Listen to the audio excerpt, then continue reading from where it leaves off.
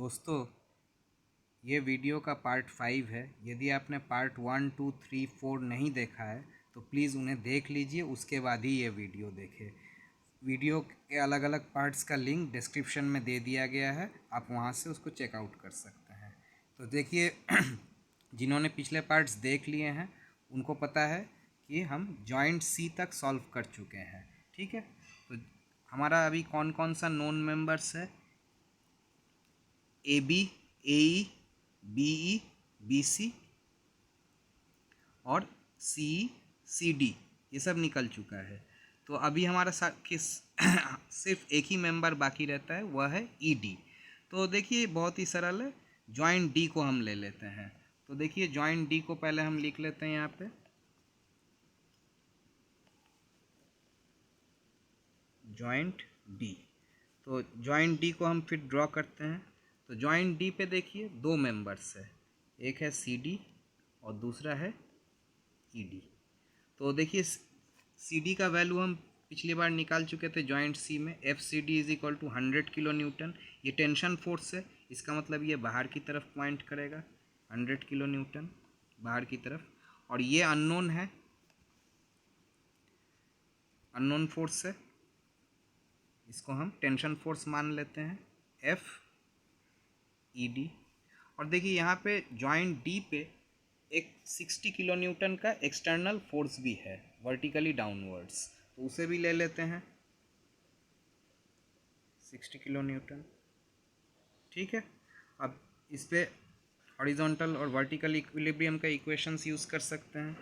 तो देखिए सबसे पहले हम हॉरिजॉन्टल इक्विलिब्रियम का इक्वेशन लेते हैं। तो हॉरिजॉन्टल इक्विलिब्रियम का इक्वेशन क्या है? Sigma F X is equal to 0। ठीक है, तो ये क्या होगा? Minus F E D minus 100 cos theta is equal to 0। Cos theta क्यों? क्योंकि देखिए यहाँ पे ये डी का इंक्लाइनेशन हमने पहले ही निकाल लिया था कि थीटा है। ठीक है, और कॉस थीटा का वैल्यू भी हम निकाल चुके थे।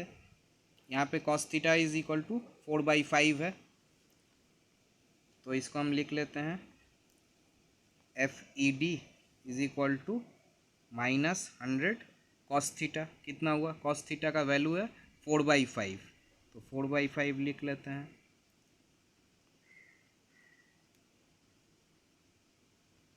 तो अपना एफ ई डी कितना हो गया?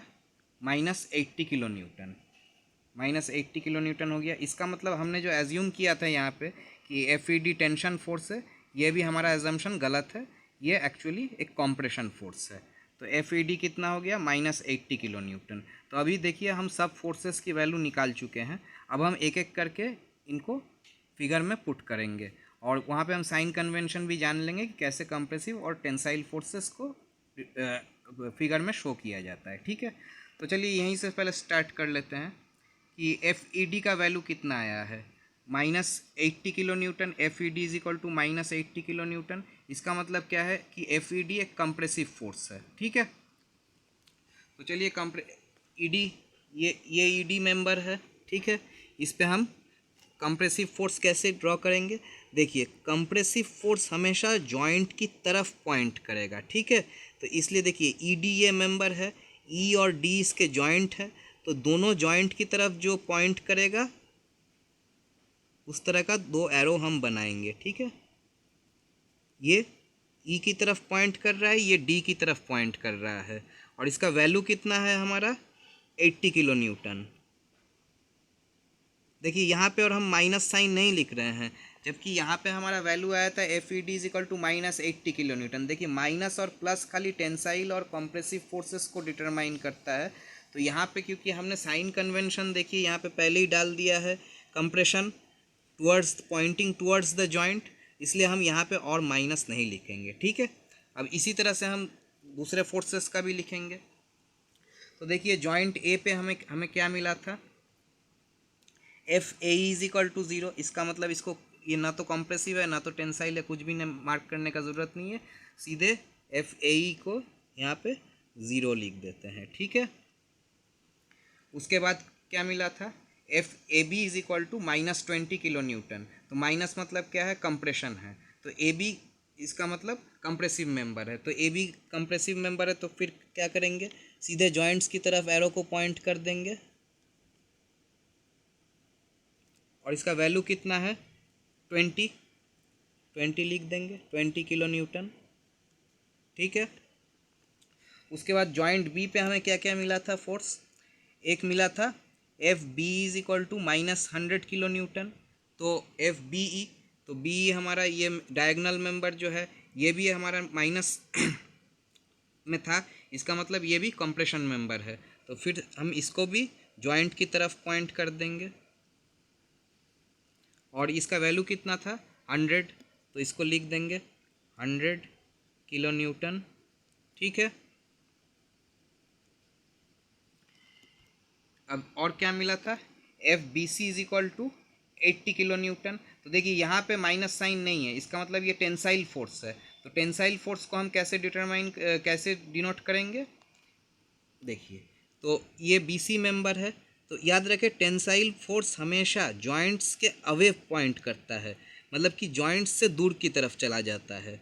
तो ये कैसे होगा, देखिए इसके बी सी का बी और सी जॉइंट है, तो अवे फ्रॉम बी और अवे फ्रॉम सी, तो इसका वैल्यू कितना है 80 किलो न्यूटन, तो ये हम लिख देते हैं यहाँ पे 80 किलो न्यूटन, ठीक है। और उसके बाद जॉइंट सी से हमको क्या क्या मिला था, जॉइंट सी से हमें एक फोर्स मिला था F C D is equal to 100 kilo newton, तो उसको भी हम यहाँ पे लिख दे रहे हैं, ये भी पॉजिटिव है, तो ये भी टेंशन फोर्स है, इसका मतलब अवे फ्रॉम जॉइंट, इसका वैल्यू कितना था 100 किलो न्यूटन, 100 किलो न्यूटन लिख दिए। और क्या मिला था, F C is equal to -160 kilo newton, तो ये माइनस है, इसका मतलब कंप्रेसिव फोर्स, इसका मतलब pointing towards the joint, value कितना था 160 किलो न्यूटन, तो इसको लिख दिए 160 किलो न्यूटन। तो देखिए इसी तरह से क्या इसी तरीके से आपको जब मेथड ऑफ जॉइंट से सॉल्व करने दिया जाएगा क्वेश्चन, तो आपको इसी तरीके से सॉल्व करना है और लास्ट में डायग्राम पे इस तरह से एरो से आपको मार्क कर देना है। आप चाहे तो यहाँ पे डायरेक्ट डायग्राम के साथ एक और छोटा सा लेजेंड ऐड कर सकते हैं, ऐसे दिखा के, ऐसे दो जॉइंट बना लीजिए और एक उसमें मेंबर डाल दीजिए और इसको लिखिए कंप्रेसिव, ठीक है। और एक बना लीजिए दो जॉइंट एक मेंबर, इसके नीचे लिख दीजिए टेंसाइल। तो इससे और कोई कन्फ्यूजन नहीं रहा कि अवे फ्रॉम जॉइंट मतलब टेंसाइल फोर्स और टुवर्ड्स द जॉइंट मतलब कंप्रेसिव फोर्स। और ये डायग्राम के साथ ये अगर रहेगा तो और किसी को कोई कन्फ्यूजन नहीं होगा कि किसने क्या साइन कन्वेंशन लिया है, क्या लिया है, कुछ नहीं है। तो ये सब बिल्कुल कोई कन्फ्यूजन नहीं रहेगा, बिल्कुल सब साफ साफ समझ में आ जाएगा, ठीक है। तो यही हो गया हमारा मेथड ऑफ जॉइंट्स से ये ट्रस का सोल्यूशन। अब नेक्स्ट हम पार्ट में क्या सीखेंगे कि मेथड ऑफ टेंशन कोएफिशिएंट से इसी ट्रस को फिर से सॉल्व करेंगे और देखेंगे कि मेथड ऑफ टेंशन कोएफिशिएंट से कैसे ट्रस किसी भी ट्रस को सॉल्व किया जाता है, ठीक है दोस्तों, धन्यवाद।